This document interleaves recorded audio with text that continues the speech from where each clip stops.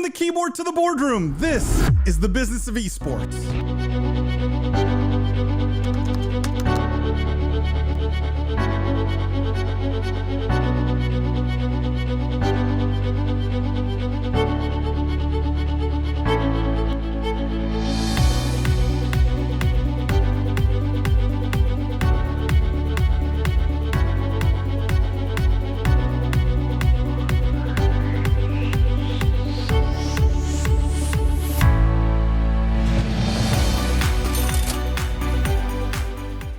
The Business of Esports podcast is sponsored by Esports Entertainment Group, a leading esports and online gambling company. For more information, go check them out at esportsentertainmentgroup.com. From the keyboard to the boardroom, this is the Business of Esports podcast. I am Paul Dewalibi. I'm joined today by my friend and co-host, Jimmy Barada. For those of you who are new to the podcast, welcome to the official podcast of esports. What we do here is we cover the most pressing gaming and esports topics and news of the week, but we look at all of it through a business and C-suite lens. We dissect, we analyze the business implications of everything happening in this industry. For our regular listeners, thank you guys for tuning in every week. Thank you for all the love, the 5-star ratings and reviews. If you haven't yet, go on Apple Podcasts or Spotify or wherever you listen to our podcast, wherever you listen to us, watch us, whatever. Show some love, leave that review if you love the podcast, or tell your friends about it, even better. Jimmy, how you doing this week? Doing great. I want to apologize in advance to our listeners if my audio sounds at all different. I'm in Las Vegas, Nevada. I'm a panelist and speaking. I'm out here for the Casino Esports Conference and G2E. So yeah, again, just not my usual setup, but happy I made it in for the show. I also want to say, for our regular listeners, I don't know if you guys know this, but Paul does that intro live every single episode with the same energy and enthusiasm. I'm constantly amazed that we don't pre-record it and kind of gyp you guys. He wants you to have the full experience. So it's just worth sharing. I don't know if that was just calling me kind of stupid that I do it live every time. I'm impressed by it. I think our listeners might be wondering why you're back in Las Vegas, though. It's starting to feel like maybe you have a gambling addiction. Jimmy, I don't know. This is probably the 5th time in the last 2 months, definitely. So hopefully some big news to some big news to share. But yeah, we're traveling. We're not here. Tipping our hand or anything, but yet we somehow continue to be in Las Vegas. Weird. How was your week otherwise, though? You good?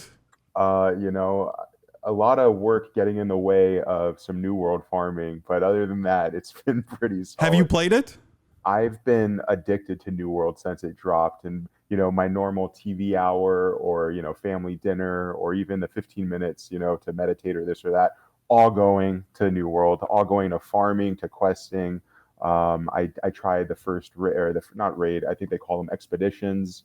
I'm obsessed with the game. There's some little things they need to fix, but it's amazing. So are you on my side now? Do you believe that this is a threat to WoW? I don't think it's a threat to WoW, because that would indicate that WoW has a fighting chance, right? That WoW that's kind of a hot take. That's kind of a hot take. I thought maybe it was offline, but we kind of talked that this. You kind of said this was the WoW killer, and honestly, this I think is going to be the dominant game in a lot of regards. It's obviously not competitive. It's not an FPS, so there is a limitation there as far as MMOs go.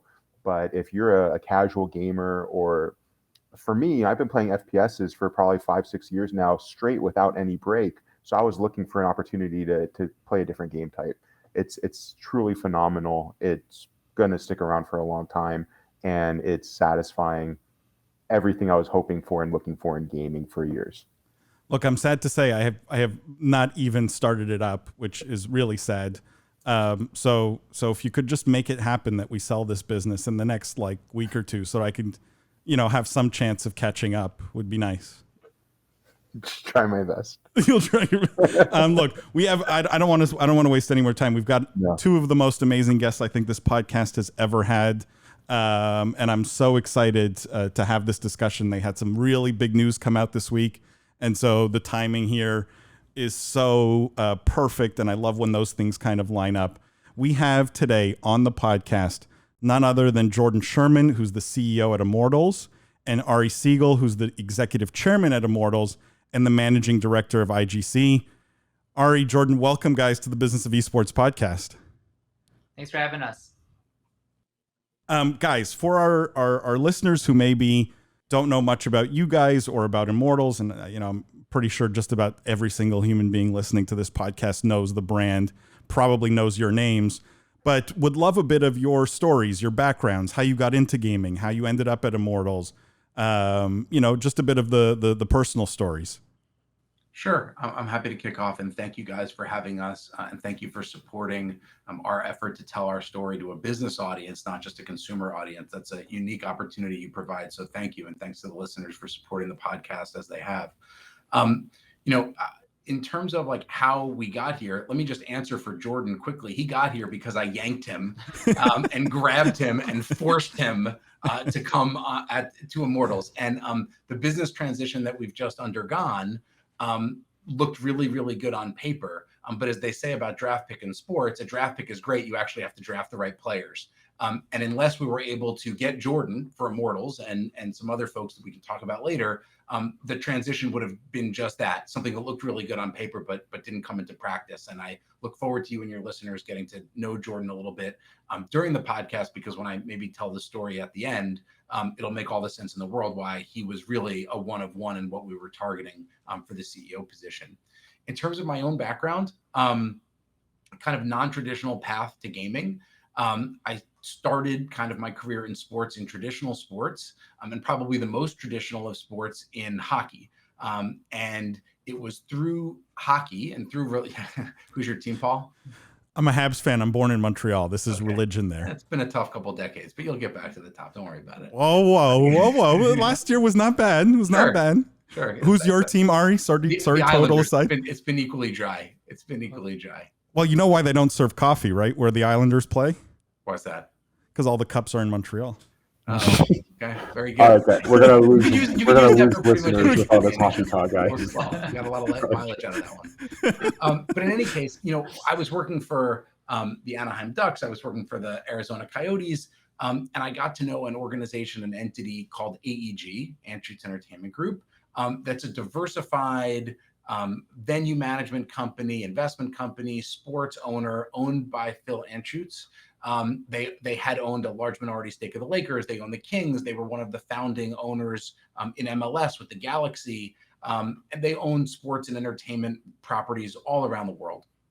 Very innovative, very well run, arguably best in class for my money they are. And they had just made an investment into Immortals. And it was right at the time that franchising was coming into vogue in esports. So LCS, then NALCS was franchising. The Overwatch League was launching. It was before the launch of the Call of Duty League. But this notion of taking esports and creating a little bit of a more formal structure on top via franchising was kind of the popular thing at the time. And so AEG said to me, would you like to come and help us kind of see this investment come to fruition through Immortals? And Immortals at the time was launching the LA Valiant and the Overwatch League. And my immediate response when they explained the opportunity was absolutely not. I have no interest. I'm not the right person at all.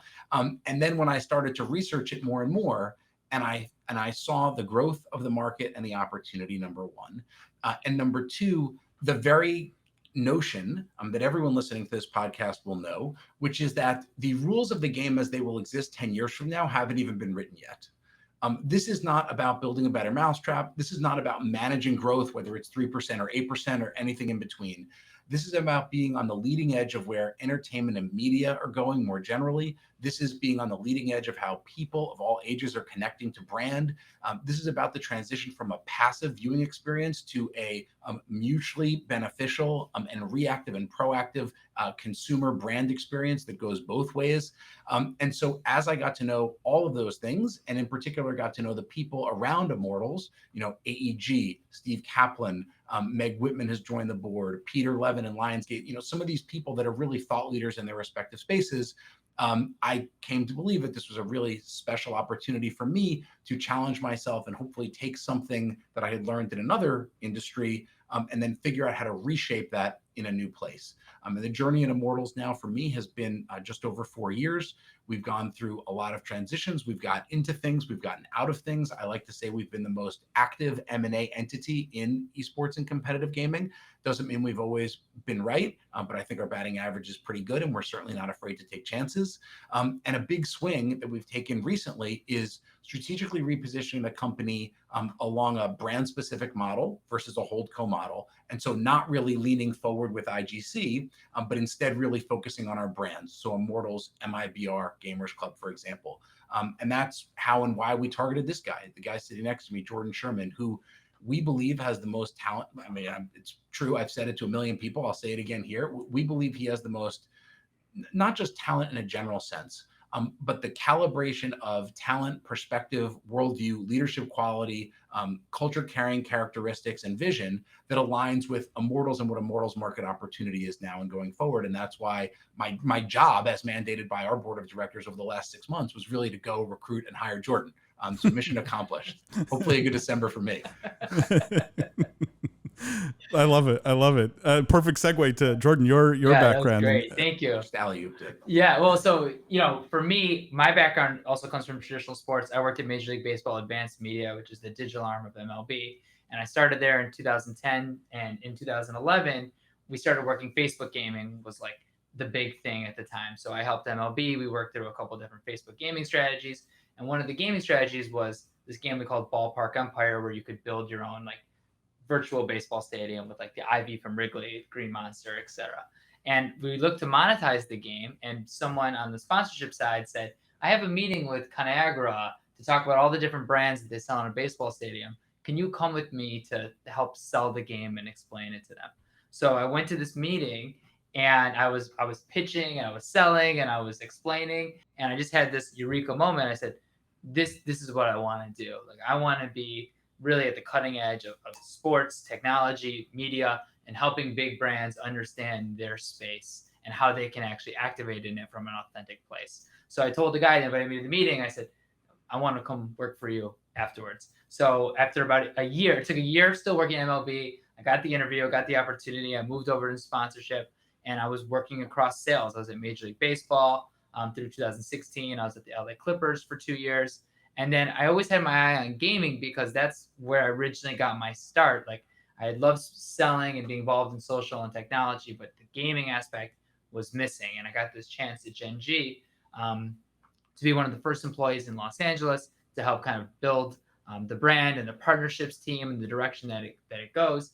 And my thought process has always been, especially in a new industry like this, if you have really good ideas and you can generate revenue in unique fashion, and you can do it in a way that's meaningful to the community and helps move things forward, it can be done.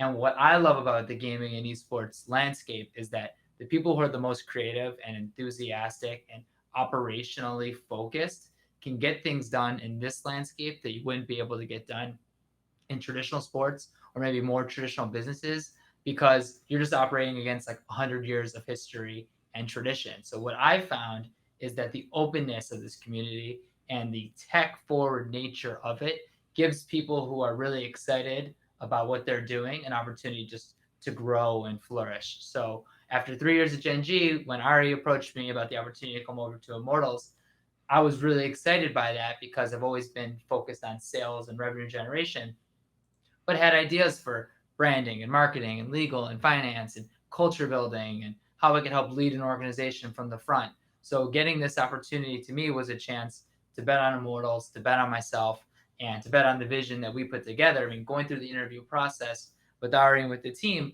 we really laid out what we think the next 5 years of the company can look like. And I feel like, if we said the other day, we were right on a lot of the stuff that we said. Totally right. And there's more things that are coming down the line that we're really excited about that I think is going to differentiate Immortals in a unique way and set us up to be a one of one in a specific market thesis that we have, which isn't necessarily going to mean that we need to leave other teams. We want other teams to be successful, but the vision we have for the company is differentiated from what anybody else is doing. And we think that's what's ultimately necessary to be successful and set the brand up for success going forward. So guys, obviously the biggest question is, and Jordan, you alluded to it, what do the next 5 years look like for Immortals? And I don't know if you guys can give us any insight there, but I do want to tee up that question with, guys, usually we do the news story at the end, but here I want to start with the news story. And I want to tee up that sort of 5-year question with this story. And let me just read it, because this is the big news that came out about you guys in the last week. This is from Sportico. The headline is, Meg Whitman backed Immortals Gaming, restructures business. And I would love for you guys to give us a bit of insight into what this means, what's going on here, what the next 5 years look like. Like, what have you guys figured out? I don't know if you can give any insight there, but it seems very tantalizing. Would love a bit of insight, or as much as you can say, about what is happening here and the changes that are happening. So I'm like bursting to tell this because I hope the 1 hour is enough, because there's not every audience that's super interested in the kind of the very specific business elements of what we're trying to achieve here with restructuring the business. And restructuring often has a connotation that's negative, but this is actually like a literal restructuring and a repositioning. So maybe I can take a crack at just laying it out and why we think it tees us up to really unlock all sorts of value. So, rewinding the clock years ago, there was what we perceived to be, and what the market, I think, would reflect as an accurate perception. There was kind of like a land grab in esports, in which, like, get big as soon as you can, as quickly as you can, because like it's going to be a geographic play, not in the sense that like, the LA Valiant versus NYXL, not that, but just like be in as many places as you can. And so a lot of organizations, us included, embarked upon something that looked like a holdco model, similar to AEG in traditional sports or HBSE. So we had IGC as a corporate holdco, and then all of our esports team brands sat under that holdco. So we had Immortals, which was primarily a League of Legends, Riot affiliated brand. We had MIBR, which is a Latin American heritage brand that primarily plays in FPS or first-person shooter genre games. We had the LA Valiant that is exclusively in the Overwatch League. We expanded and acquired Optic Gaming and entered the Call of Duty League. We acquired a software and technology platform called Gamers Club. And all of those businesses, each an individual brand, all rolled up into this corporate holdco called IGC. And my role was to be the CEO of IGC. And if you think about the business implication of that model, and I'm a former, I like to say, recovering consultant, so indulge me for a second, but the only efficient way to operate that is a matrix operating structure, where you have, let's say, functional leaders or departments, and then those functional departments are deployed against your brands. Otherwise, it gets really expensive. So in other words, if we have a VP of marketing, you can either have a VP of marketing for 5 brands and replicate that cost 5 times, or you can have a VP of marketing for IGC, and then that VP of marketing services each of these brands. Now, what we encountered along the way, and where we had a little bit of pinch points operationally inside the company, even as we were growing, was when you have no like specific brand owner, or said differently, when you have multiple brand owners, and the idea is like sales and marketing cross over, and that's how you get to a good decision, right? When you have multiple brand owners, you actually end up with 0. And what each of the brands lacked was a singular person who woke up every day and went to bed every night and spent every waking moment in between thinking about how to maximize the value of that brand and that brand alone. The VP of marketing cannot adequately service MIBR and Immortals all of the time. Further, as you think about like managing staff, the seasonality of different games and businesses doesn't lend itself to like real peaking and troughing of your staff if you have an always on model. In other words, the notion of an off season is very literal. There are things that you need to do in an off season that allow you to execute in season. But if your off season for LCS is actually occupied by executing the Counter-Strike major, or the launch of the Overwatch League, or a major in Call of Duty, then you're actually not doing the real detailed and nuanced planning that allows you to execute in the N+1 or following LCS season. So we encountered some of these operational hurdles. Incremental to that, there was a publisher overhang issue where the rules of the game kind of changed as we were going about our business, such that when we expanded in the way that we did, the rules were you needed to have a bespoke brand for each of the Activision leagues. In other words, Cloud9 could not be Cloud9 in London for Overwatch League. They had to be the London Spitfire.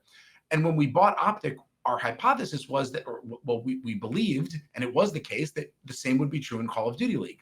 But shortly thereafter, the rules changed. And Atlanta FaZe obviously is a derivative brand of FaZe Clan, right? And so once it became the case that you didn't have to choose to either be only one thing or everything, right? You could have these derivative brands that could be applied to different leagues, different publishers. The kind of constraints that we were operating under started to be relaxed. And so we started to think, are we really doing things optimally? And then there were two additional constraints that we encountered. One is what we call channel conflict. So MIBR cannot be in CB LOL because Immortals is in League of Legends, in LCS. And the second is an investor issue, which is not every investor has exactly the same objectives. And so it's not necessarily the case that the people who are really interested in investing in Immortals are also the exact same people that are interested in investing in MIBR. And so creating an opportunity to capitalize these businesses differently could actually open up an interesting opportunity for investors that would otherwise be inaccessible to our brand and our company. And then finally, and I think most interestingly, if you separate the brands versus have this holdco matrix model, you actually create a position at each brand that allows you to really really bring on board a unique talent, like we did with Jordan. Jordan wasn't signing up to be the VP of sales for IGC. That wasn't going to be something interesting to him. That wasn't more interesting than CRO of Gen G. But you want to know what was interesting to someone like Jordan? Being the CEO of Immortals.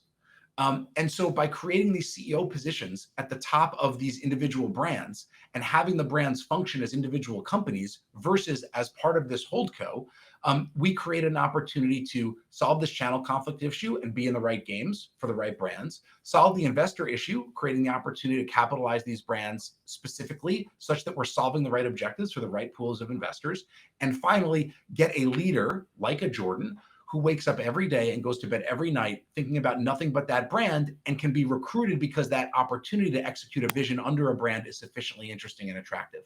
And so, the notion of IGC as really like a B2C entity has kind of faded away. IGC now you can think of as an umbrella entity that I and a partner operate that kind of shepherds the investment for the existing investors, but really enables Jordan and Roberta, who now is the CEO of MIBR, and Yuri, who's the CEO of Gamers Club, to execute their vision as a CEO with a business.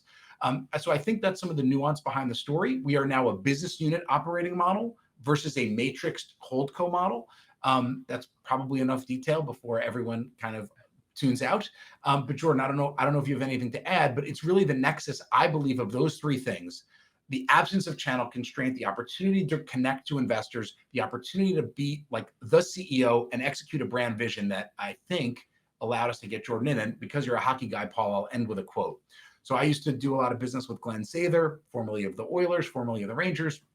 He had a sign that faced him in his desk every day. It was what he stared at all day long. And it said, "Talent is a great reason to overlook experience. Experience is a lousy reason to overlook talent." And in hiring our CEOs, we made bets on talent. And that is why even through the recruiting process and into, Jordan's been with us now for almost 6 months or so. It feels like 6 years. But from the recruiting process to his onboarding to the announcement and everything we have in front of us, everything that we kind of brainstormed and iterated during the interview process and the recruiting process has come to fruition and been exceeded because we made a good bet on talent. I don't know. I mean, I can only agree with that. There's no disagreement there. I'm curious though, just to be clear. So you took each one of these brands, each one of these properties, essentially now they're all run like independent, somewhat siloed businesses, right? Its own leadership, their own marketing people, their own salespeople. I see all the benefits, right? And I see how this has solved many, many of the problems. Well, each of them is, by the way, each of them as a business is profitable.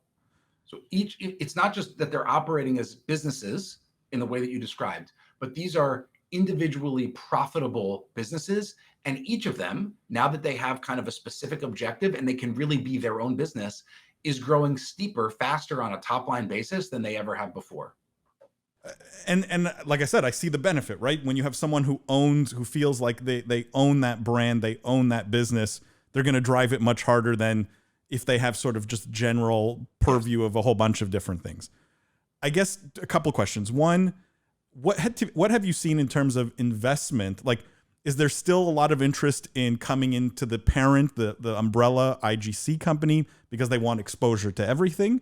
Or are you seeing a lot more interest from an investment standpoint in people coming in wanting to pick and choose? I really like MIBR because, we're a family office in Latin America. We really want to have a bet. I'm just curious. First question is, what have you seen from an investment standpoint in terms of the change? And two, do you feel like anything has been lost? In other words, because I see a lot of esports teams going a different direction. This is why I love what you guys are doing, because it is so counter, I think, to what the trend is, which is just get big or, get to massive scale, because maybe they think they can do a bigger deal with Toyota or something because of that. Yeah. And so I'm curious, has it affected do you feel like there's any negative impact, or have you lost anything in that transformation? So I'll go first, then Jordan should jump in too. I mean, look, I don't think it would be foolish and naive for me to say that there's nothing negative. There's no con to offset all of the pros, right? That's probably not the case. On the other hand, it's not really a good business strategy to be one of X entities that is a mile wide and an inch deep. I think you collapse into nothingness. And I can tell you that if what you're providing is an industry benchmark return, because you're everywhere, investors would be better suited buying a basket of stocks that are exposed to gaming. Buy Activision, and you'll have more liquidity, more visibility, more flexibility, and you'll be probably with some degree of variability, riding how gaming performs as an industry. And so I think what you're going to see industry-wide is that there's not going to be a ton of winners with that model. Might there be a couple? Absolutely. Has Team Liquid or Cloud9, for example, some of these older, more mature, really well-established brands kind of broken through in such a way that they can be in a lot of places. They have all sorts of legacy, and they can they're not actually an inch deep. They're actually feet deep everywhere they are, and they pick their spots to be miles deep. Yes, there are absolutely winners there. But I think what we can do is invert the norm and focus on depth versus breadth. And that's what Jordan said earlier. So from an Immortals perspective, we have a strategy, and we can come back and talk again in a couple months, once it's been announced, but we believe there's a chance to be a one of one. And I believe if an investor wants to make a private market investment into an emerging company and a growing business, the opportunity to be a one of one versus a one of several is ultimately going to win the day. It's harder to be a one of one if you're embarking upon this industry-wide, very broad strategy. I think when we use the word transition, it's very much a transition underway. So too early to tell, Paul, if everything has been magically and perfectly sorted such that every investor is lining up exactly where they want to be. I think it's too early for that. However, I can tell you that the story you alluded to of a Latin American family office that's very excited by an association with MIBR, the hypothesis that would be the case, and a lot of conversation with investors confirming that was the case was part of the thinking to making the decision that we made. So on your first question, we are optimistic about investment. We think it creates a more liquid, more specific, higher alpha opportunity versus an industry return for investors.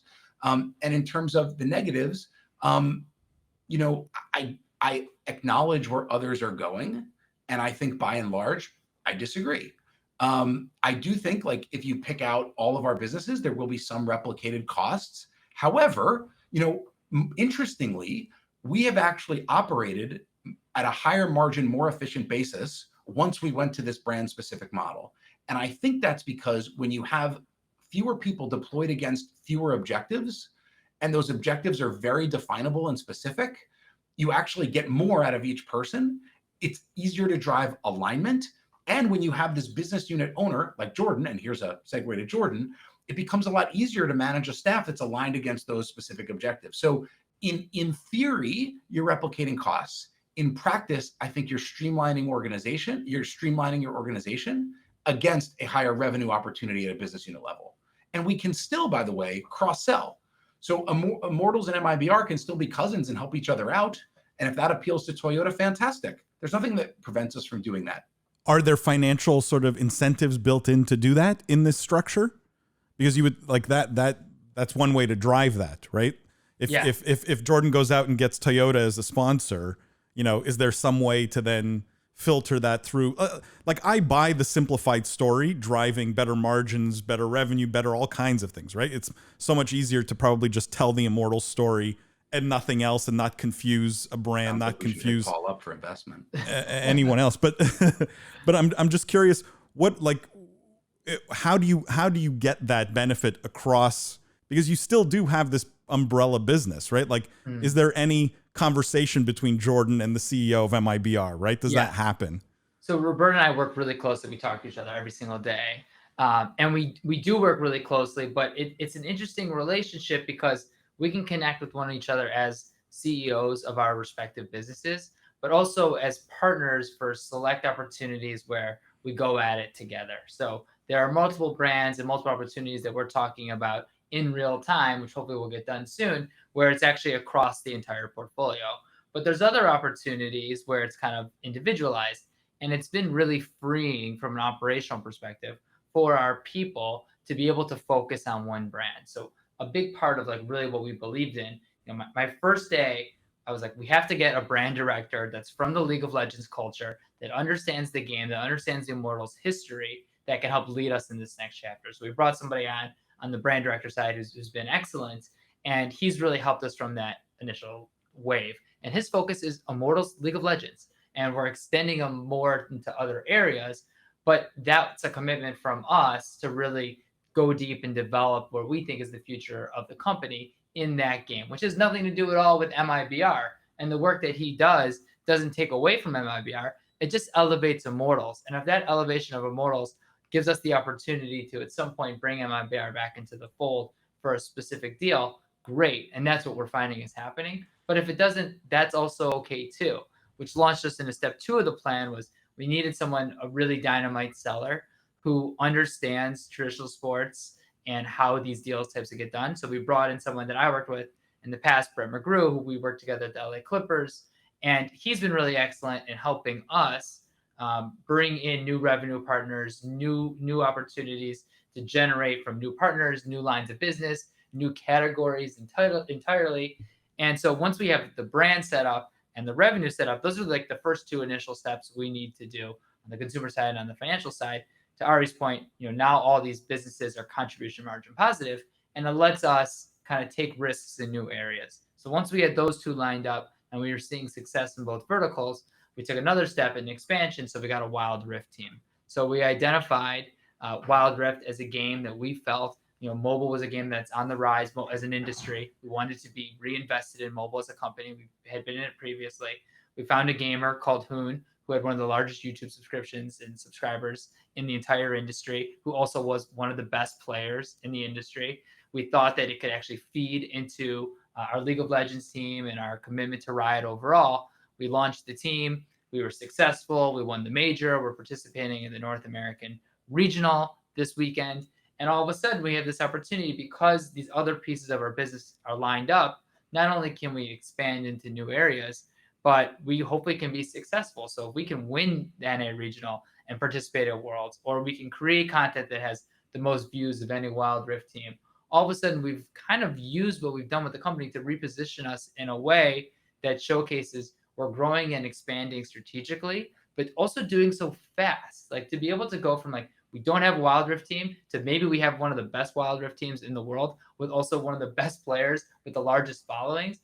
That's pretty transitional for Immortals, and will only help MIBR, but almost can't be done if all the same people that are working on that are also worrying about and focused on MIBR on a daily basis. So hopefully you can see how like the brand direction and the partnerships and the competitive side, like they really all play together and depend on one another to be successful in running in order for us to do this at all.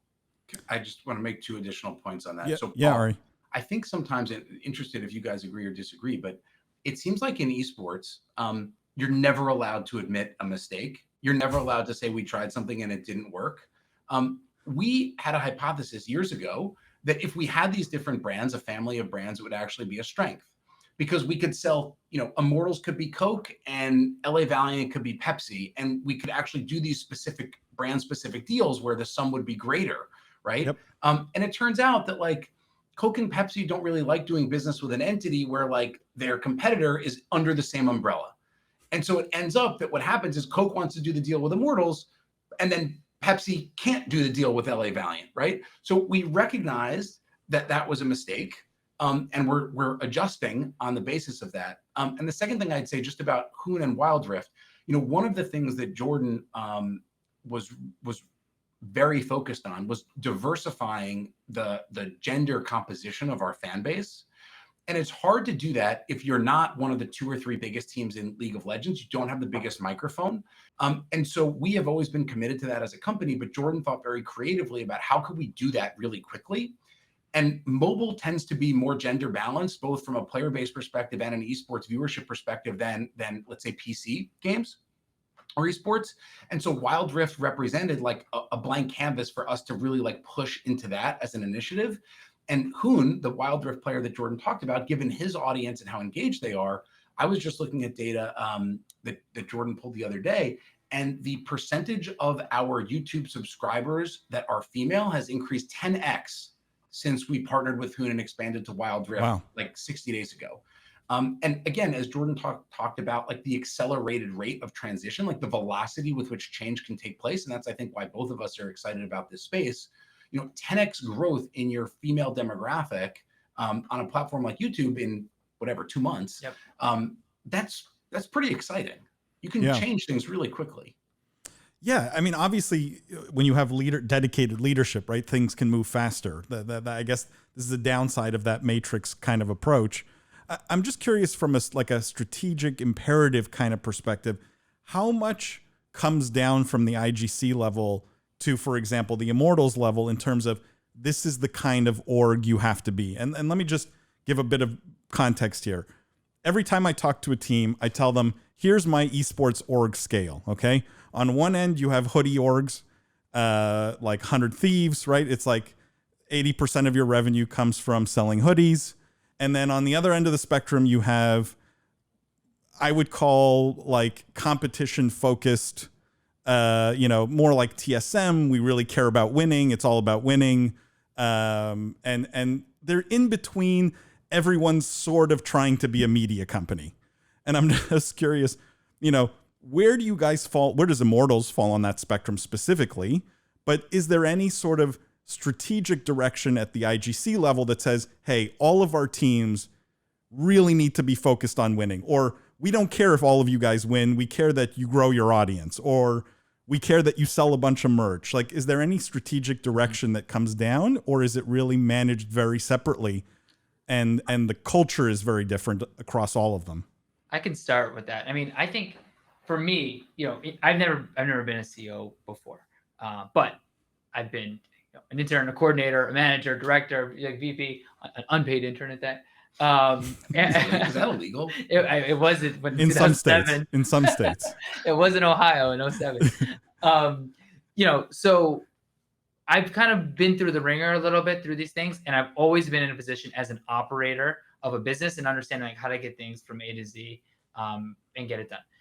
The experience I don't have is a lot of experience that Ari does have. For example, knowing our board, knowing about investment, knowing about M&A, the consulting background, the specifics about where the company has been and like how to direct going forward. So what I really like about this type of setup that we have is that we're still like really all in it together. And I think best positioned for our skill sets to succeed. So we talk every single day about like what Immortals should be and where it should go. But I'm given the freedom to kind of push in the direction that I think it should go, which many cases we align on. But I'm able to like work with Ari and think through it from the perspective of an investor or for a long term, or what kind of sets us up for success across the holdco that I maybe wouldn't have thought about just as like a pure blocker and tackler or like operator. Here's what we have to do: 1, 2, 3, 4, 5. And that type of setup to me is really exciting. What I hope would be really exciting to investor between myself, Ari, and Tommy is like, you get the best of both worlds in this situation. And some CEOs are capable of like managing the board and the chairman and doing all the operational stuff, but it's like an extremely heavy lift. So the fact that like we can meet at the middle and then divide and conquer, like a lot of our meetings sometimes is like, I was like, okay, I talked to these board members about this, this, and this was their feedback. And I'm like, okay, well, I talked to the brand director and the partnerships and the coordinators, and this is their feedback. And then we can like meet and adjust on like what the next step forward is for the company and figure out the right way to like make a situation as appealing as it can be for most people. And I actually think that's going to be a strategic advantage not just for our company in esports, but our just company overall, is that it's rare that you have that type of dynamic between leadership where it's like the respect goes both ways, but the lines of activation are really clear in a way that's complementary. Yeah, I'm just trying to tease out the nuance, right, of the independently operated kind of business, but still with some holdco sort of oversight. And it, I'm thinking in my mind, hypothetical situation, right? MIBR, historically great CSGO team, right? They're famous in CSGO, and they've won a lot. And so you have kind of the team that wins stuff, right? And if tomorrow Jordan said, look, I don't care who, how many eyeballs we're getting or whatever, I want to go out and win championships now. So we're going to get the best players no matter how boring they are, right? Is there any oversight that happens where it says, no, wait a second, we have a team that wins stuff. You need to be kind of the cool brand that sells hoodies, no. right? So a couple things there. Imagine that there's a company that owns a baseball team and has a real estate development company. Okay. There's obviously like overlap in the sense that they're both in business. Presumably they're both trying to grow enterprise value. They are hiring people. They're involved in legal issues or contracts or disputes. They're selling things. They're employing people, whatever it is. But the management of one has really nothing to do with the management of the other. So what makes sense for MIBR, its strategic opportunity, its operational objectives, its performance is completely distinct from Immortals. There is absolutely nothing about what is best for Immortals that Jordan is executing on that has anything to do with what Roberta's executing on in MIBR, unless there's an opportunity for us to connect the two for a 1 + 1 = 3 outcome. Got it. So if one thing has nothing to do with the other. In terms of your spectrum, I guess I would challenge that a little bit. And by the way, let me just, before anyone like aggregates and takes me out of context, let me just say, when we do things like give illustrative examples of teams like you did, Paul, we only use the ones that are best in class, right? So 100 Thieves, TSM, who was the other one you used in the middle? You said everyone else is a media company. So TSM, 100 Thieves, they're both doing a great job. They're both executing businesses. I would push and say TSM is more of a tech company than a winning focused org. I think Cloud9 might be more of the winning focused org archetype. But suffice to say, those are great examples of entities that are executing successfully. Accepting those, going to investors or the market or trying to build a hoodie org is a terrible business strategy. Merchandise tends to be really low in margin. What's cool in fashion tends to be not sustainable. It has very little like long-term visibility. And there tends not to be multiple winners in those markets. How many hoodie companies are there that are worth $500 million or more? Not that many. So like trying to be a pretender hoodie org, bad business. Being an esports team and saying you are a media company is great until people realize that it's not true. Like you need to really have scale and distribution in order to be a media company. And if you're a media company, you need to think about, are you content distribution or both? And there's a handful and no more of esports orgs that can even credibly make that claim. And in terms of like winners, that is a really good model. You know, Manchester United is a winning brand. The Yankees are a winning brand. Not everybody's going to be a winning brand. And like, the landscape is littered with people that tried to win, spent a lot of money, and weren't successful. So like, what's the backup plan? That's why the vision for Immortals, and I don't know how much of it Jordan wants to get into now, or if it's where you want to take the conversation, Paul, but we are moving ourselves for Immortals off that spectrum completely. We are not competing with a hoodie org. We are not competing with a media company or a wannabe media company. We are not competing with winning org. That only is relevant as long as you're winning. And like, how many back-to-back else world championships are there in League of Legends? Not many. So like, is everybody failing? We are trying to compete for a prize that is completely distinct and different, exactly because of this spectrum phenomenon that you've described. And our analysis that that's not the best application of Immortals brand, the connection of the staff, the brand, and the audience, and where we think there's real opportunity going forward over the next 5 or more years.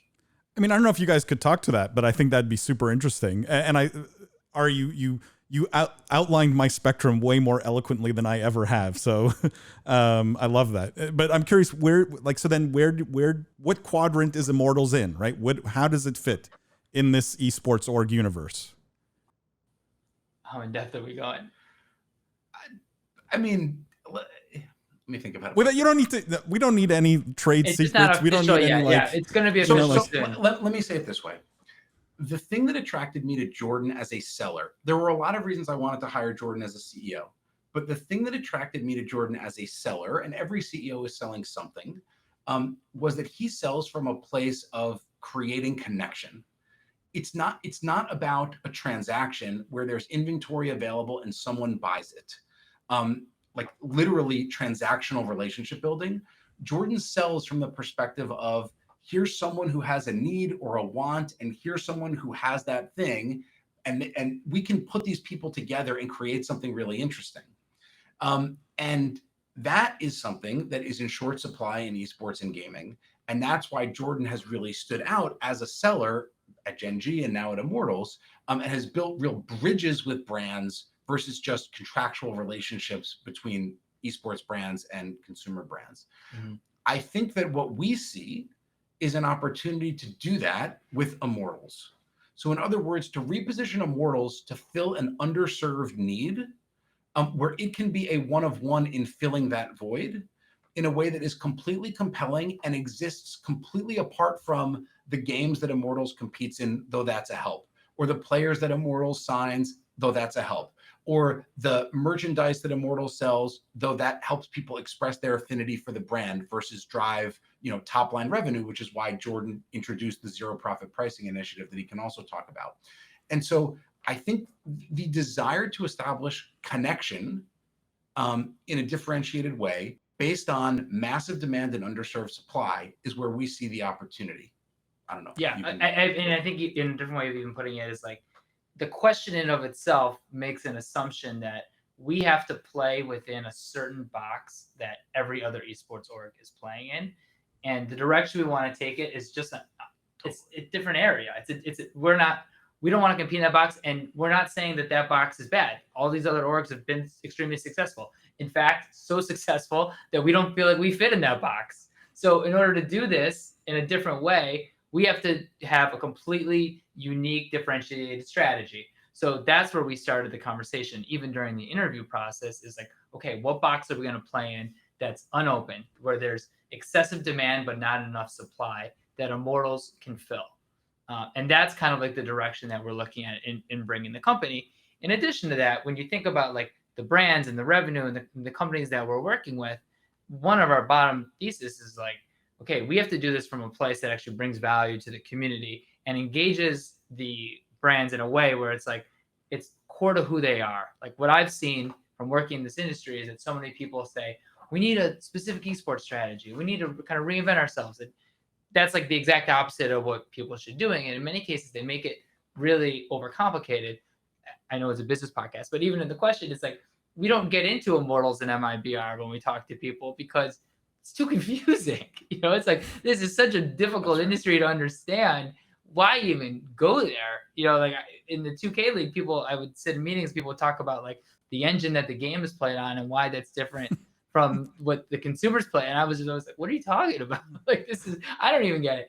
So it's like, and also who cares, right? Who cares? You're the brand, you're the, who cares? So what I tell people all the time when they're a brand, I said, it doesn't matter to me, your esports strategy, whatever. Just tell me your overall marketing strategy. Who are you?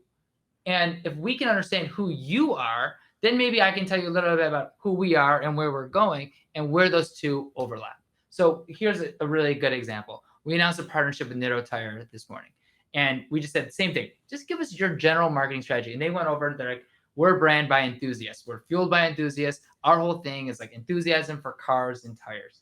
So we thought about that and we're like, okay, well, where in gaming is like enthusiasts, where people like really care?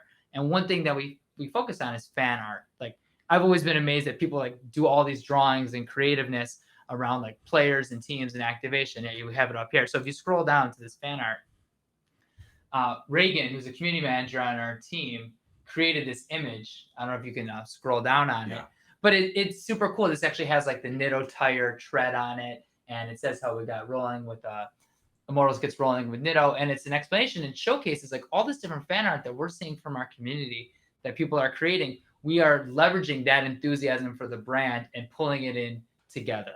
And that is what made Nitto excited, was because they didn't have to like redo their entire marketing strategy to enter esports. They could do it from a position of strength in a way that's like true to themselves and true to their brand. They also developed a comic book with their CEO in the past that was like hilarious and really made it fit. So that's kind of what I mean, like overall what we're trying to do. It's like we're not trying to live in the box where like the other teams are, because we can't win that game. So we need to kind of establish our own identity, and in doing so, get a better understanding of like who our people are and who our brand partners are and what their identity is.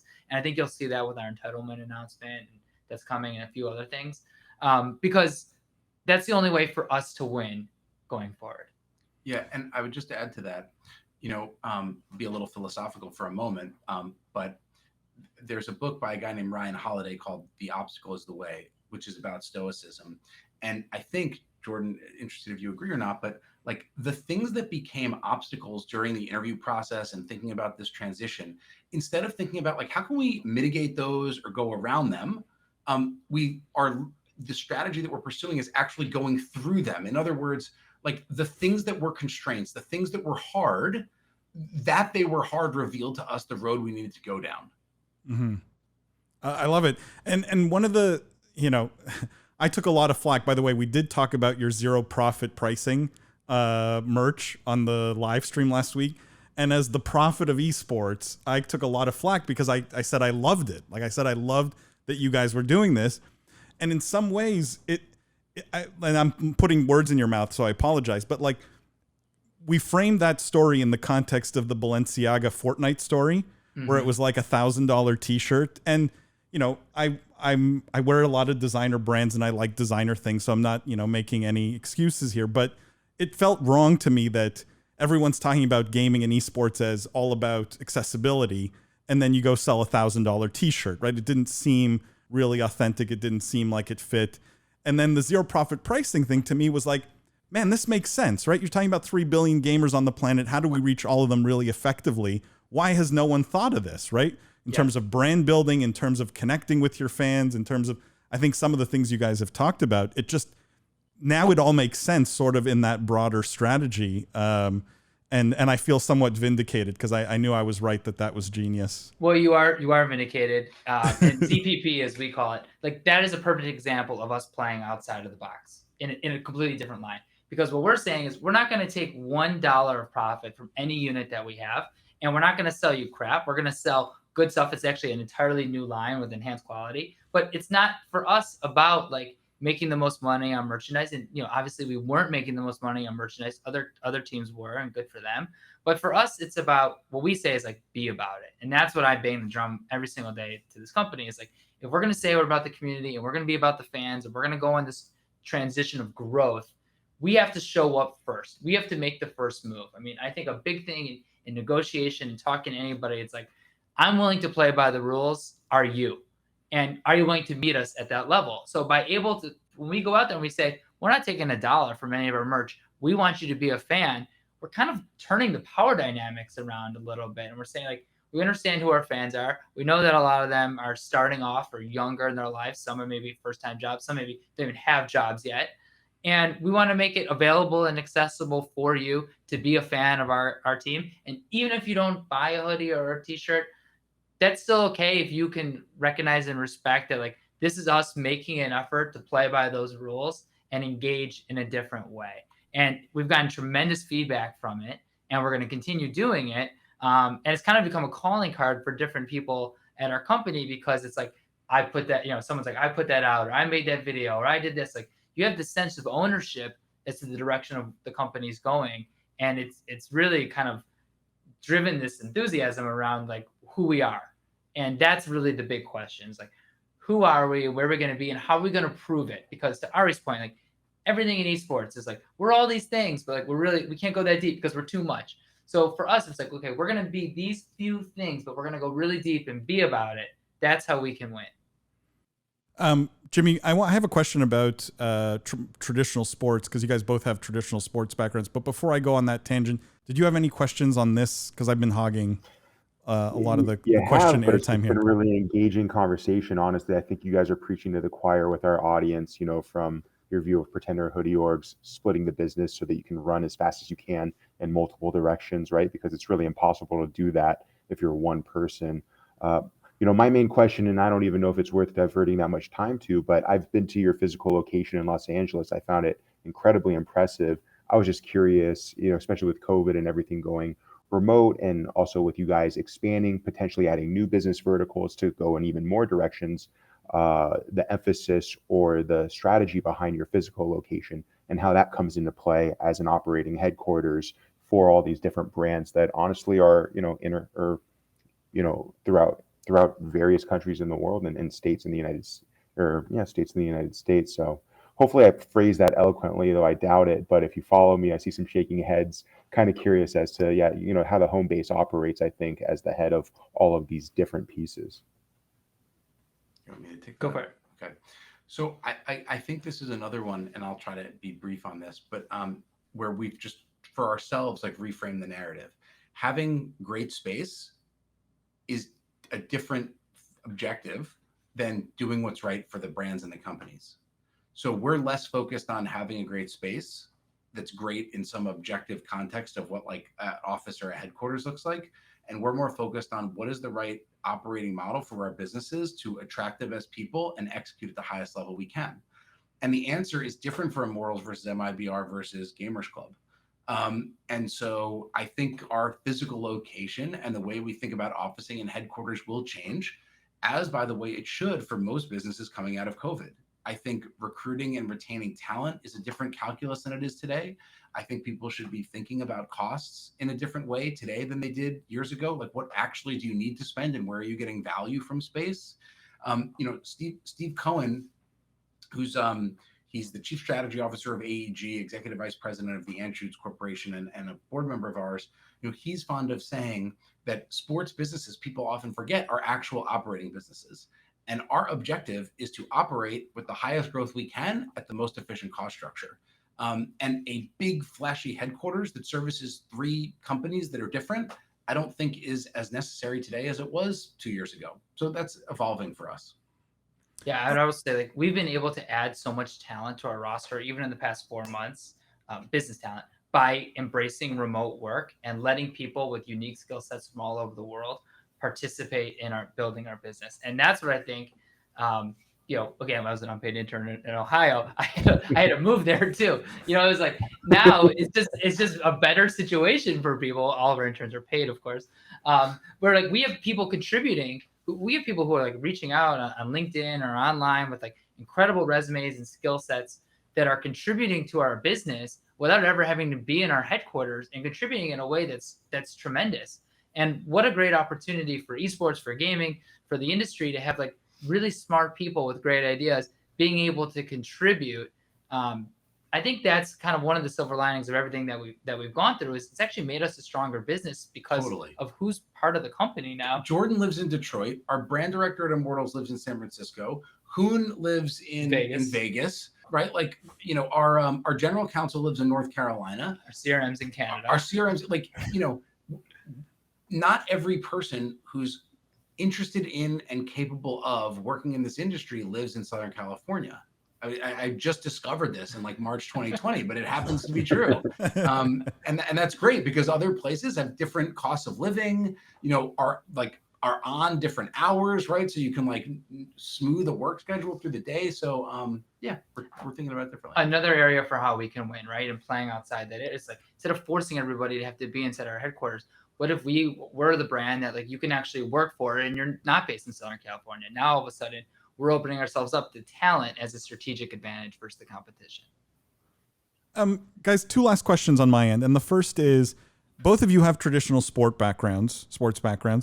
I've been somewhat critical that sometimes esports takes on the trappings of traditional sports when it doesn't have to. And I think the most critical I got was just around the city-based leagues for Activision Blizzard, where I felt like I got the upside, but I felt there was too much downside. What have you guys brought, if anything, from your traditional sports backgrounds that you feel, has brought a competitive advantage? What should esports be looking to traditional sports to emulate, and what should we be leaving behind? I'm curious if you guys have thoughts on that. Go for it. Well, it's interesting. I mean, this could be a whole other podcast. I know. I go in so many different directions, but let me say it with this. Number one, I like I said earlier, the people who are creative and open-minded and are really good listeners and care about the community and want to learn from people, those are who's going to be most successful in the esports and gaming world. Like, we are actively participating in focus groups right now with different universities across the country. And I'm sitting in on the focus groups and I'm asking questions and I'm participating and I'm talking to them. And like, I really care about the audience and who is coming up in the gaming world and trying to solve, like, what can Immortals do to fix that need and like solve the demand for which there is supply. So I would say no matter if you come from traditional sports or anywhere in esports, you can be successful if you really care enough to listen and find out the answers. Where I think people get in trouble, which is maybe why some people are upset with Overwatch League or whatever, is where you try to take a structure from a different industry and say, this is the way it has to be because I came from a different industry and they do it great and they do it right. So I'm just going to make sure that like fit that, square into a circle peg or whatever that phrase is. Like, I'm just going to try to jam that home because that's the way it's going to be. And it's really similar to what I said about brands. It's like, you just can't change who it is. And I think if you're able to find the middle ground and say like, okay, gaming culture, like, what are you looking for? And okay, business culture, like, what do we need? So it has to be profitable and we have to be able to succeed as a business. Where is that middle ground? And that's where I think the people are going to be most successful to like reach across the aisles and work both ways and kind of be creative in that sense. So what I like about coming from traditional sports is like the work ethic, the drive, the pressure, like what it takes to be successful, the competitiveness, like how hard it is to keep and retain and be successful in those jobs. But what I like about esports is the open-mindedness and the passion and the enthusiasm. And like, this is people's lives and they take it like really, really seriously. And I think that's excellent and it's good. And we all will be successful if we can kind of meet in the middle across all those different variables. So, Jordan, best answer I've heard to that question yet, by the way. So I Wow. love the square peg in the round hole. No, but it's true. I think that summarized it perfectly, right? Like, just, you can't force anything, whether it's a brand activation or a league structure or whatever else that you're doing. Yeah. So I just did the best answer. So No, I know. And I'm very nervous, but I'm interested for now. I have to say it because I want Paul's feedback. I was going to say I'm going to build on Jordan's answer, so hopefully I can like marginally improve it, not back it up. I would say here's some things that I would just note as observations that people often forget in transitioning maybe from traditional sports or esports or comparing the two. One is that historically, traditional sports is largely a passive fan experience. Where esports fandom is an interactive experience. And while people would classify gaming as interactive media, they forget that word interactive when they're thinking about the fan experience. So being accessible to your fans, having dialogue, real dialogue back and forth with your fans, giving your fans agency in not decision-making per se, but in like where the brand is going, that's something that esports teams, to the degree that esports teams are responsive to that, they do better. But by the way, the same is true with all sorts of consumer brands in every industry today. People want relationships with the brands that they consume. Number one. Number two, often where I see traditional sports executives kind of miss the mark a little bit is they forget that up until probably 10 years ago, traditional sports was distributed to largely a captive audience. I grew up in New York, New Jersey. I didn't really have a ton of choice about what NFL team I was going to watch or what hockey team I was going to watch. Well, I had choice there and I picked, the smallest of three at the time, but, or the baseball teams I was going to watch because you got the teams that were distributed on the RSN in the market that you were in.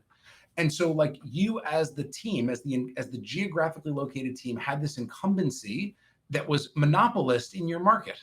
Esports teams have to earn it every day. And you have to figure out how to be distinctive without like the very mere fact that you're in a geography creating that distinctiveness for you. And, just to tie it back, Paul, to your question about the Overwatch League, the one kind of push that I'd make is I think where Overwatch can grow and improve from where it is, and I think this was true day one of the league, and I think it's equally true today, is to be less precious about geography as a circle around a market and lean in more to the storytelling of what that geography represents. We know what it means to be a New Yorker versus someone from Vermont, right? Like we know what it means to be from LA versus San Francisco. And you don't need to have one game in LA and one game in San Francisco and then the reverse in order for that story to be told, right? And so I guess that would be my coda to Jordan's 10 out of 10 answer. Look, Jordan's answer was 10 out of 10, Ari, but you made it that much better. That was a 12 out of 10. I will say that some of the most hate I ever got on this podcast was I said the NYXL, what they needed was like just some hard-nosed kid from like Brooklyn on the team to do the interviews, to like to you know, mix it up a little bit, to add some of that New York personality. And I did get a lot of hate for that. But no, let me just leave off with this last question, guys, which is what is the future for, like, just a quick sort of peek into the future for Immortals, for you, Jordan, and for you, Ari. Just where are things going with IGC? Like acquisitions, more investments, more properties. I'm just curious, both of you, what does that future look like? What are the things you're focused on? Jordan, maybe start with you. Sure. So, okay, I'll start first. You know, first and foremost, our operation, our business units are contribution margin positive. We want to really extend and grow that margin and make it as big as possible to showcase the growth that we're having. And we're well on pace to do that. Like, we're really far ahead into our 2022 numbers and our strategy. And I think that type of, like, first and foremost, being profitable is important as a company. And like, that is our goal to get to, because it opens us up to doing other things. So I think it's so rare for an esports team, to be very honest. Completely rare. And that's kind of the narrative that I think we're, like, I even had a little bit before I was interviewing. Like, when I went through the interview process and saw like how well run the company was, I was like, whoa, like this is really good. Like this is a company that's strong, has a really good foundation, and is poised for tremendous growth. And so I think we need to capitalize on that first, because it's going to open up a whole nother lane of opportunity for us. From there, I think diversification is going to be really important. Beyond just games and influencers and talent, I'd like to see us go into like technology and really focus on like different areas of the business. I think you're seeing a lot in like the crypto space, and that's really unique and interesting. We have a strategy that's coming out there. But I think diversification of assets and technology is going to be really key for our esports org to kind of take the next step and further define who we are. And then third, and most importantly, and this is where an announcement's coming very soon, where we are, how we interact with the community, how we show up for people. I think to some points about like regionalization, you can't just say we're the whatever team. You have to actually like engage with that audience and be about it and showcase it. So everything that we're focusing on now is like, where is there a need for a community and audience? How do we show up and actually bring unique content, experiences, activation to them? I think LA Valiant actually did a really good job of that in like 2018, 2019 with like the Kit Kat rivalry and the homestands. And in many ways, just kind of getting back to what the company has always done before, which is like providing these great experiences, but doing so in places and locations and in opportunities where nobody else is, yet there's a huge market for. That's where we can really kind of set ourselves apart. So those are the three things that I'd say for the future. I know people come on the podcast and say like some like crazy technology aspirations and stuff like that. For me, it's practical. It's profitability, it's diversification, and it's activation. And that's what I'm going to be focused on. And is lacking in the esports org scene, Jordan. So it's refreshing to hear. Thank you. Ari? Yeah, so I kind of think Jordan answered the question even at the IGC level. You know, like we have a mandate and have always had a mandate from our investors to be forward leaning and aggressive. And we've been supported in taking risk. And kind of what we've offered back is like a brutal and relentless assessment of performance, right? So just because we do something, we don't throw good money after bad, and we're not pot committed to a strategy that isn't making sense anymore. And you can't say on the one hand, this is an evolving space, the rules of the game aren't written, and then when the rules change, cry about it. You have to be flexible and adjust. And so we've done that. And as we sit here today, as Jordan said, each of our business units individually is profitable. Each of our business units individually is growing at the highest rate of growth that it ever has before. And each of our business units is different. Immortals and MIBR are different. The only thing they share is they're both esports orgs, but their trajectories and where they need to go is completely different geographically, game-wise, technology integration, et cetera. And that's great. And so what we've asked of our CEOs, and we'll continue to ask of our CEOs, and what we expect, as speaking on behalf of our board, of which I'm a member, and our investors, of which I am one, is let's be aggressive from a position of strength. So when we can move into something confidently and aggressively, and we have a real point of view about why we're doing it, and even better, if we can do it where we're day one contribution margin positive, increasing our margin, increasing our profitability from day one, let's do that. And let's, as Jordan says, be about it. Let's not see a shiny object that appears because some other org is doing it and they appeared in the Esports Observer that Monday, and then reposition everything that we had in the queue for the last 6 months just so we're not left out. That's not a strategy. And so from the position of the company, like, we are in a really, really exciting place because we have the right CEOs, we have cash flow positive businesses, and we have strategies that are very specific on that brand level. So we know what's going to make sense, or we have a point of view about what's going to make sense. And so long as we don't get distracted and focus on execution, we have a really good chance to continue to grow a business that is increasing its connection to people, audience, brands versus diluting it as we grow. I really like what you guys are doing. I do think it's quite differentiated. I'm excited to see how this transition plays out. I wouldn't be surprised if we're sitting here 6 months from now that other orgs and things like that, other groups have knocked you guys off in some way, because I have a funny feeling this plays out really well for you guys. So thank you both for being on the podcast. Ari, Jordan, you guys have been amazing. Jimmy, thank you guys as always. That wraps up this week's podcast. Just two quick things. How do you guys want to be followed, found, if you do want to be followed or found? What can people follow, or where can they find you? It's LinkedIn, Twitter, wherever. You guys maybe let me know, or let our audience know.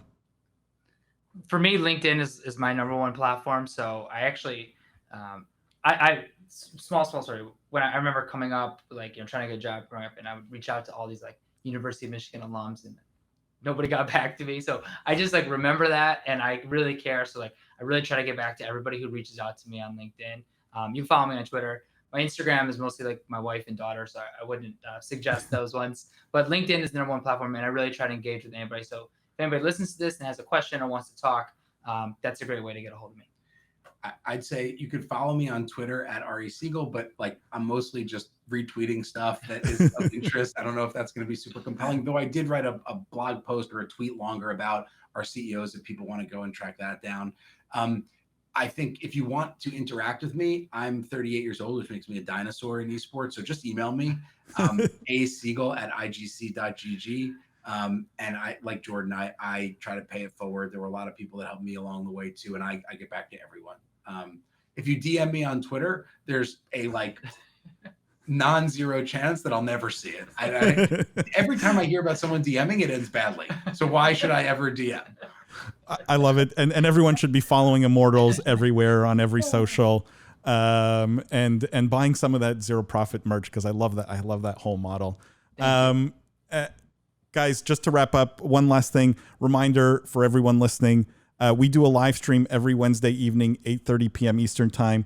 It's all the news that doesn't get into the podcast these days, because the podcasts have been so awesome and the guests have been so awesome that we don't get around to a lot of the other news. So we do that every Wednesday evening, 8:30 p.m. Eastern time. It's a bigger cast. It's a lot of fun. We do it live with our viewers. You get to ask questions. You get to challenge us. You get to get in the prophet's face, even though I'm always right.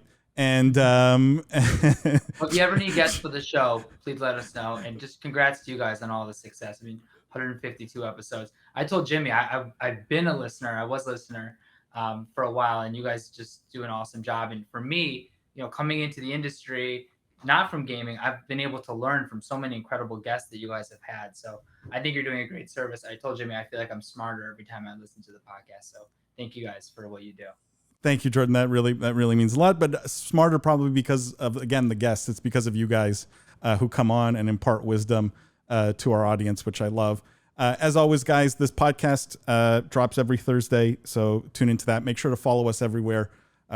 Business of Esports is on Instagram, Twitter, TikTok, YouTube, LinkedIn, you name it. We're everywhere. Just follow us everywhere. Business of Esports.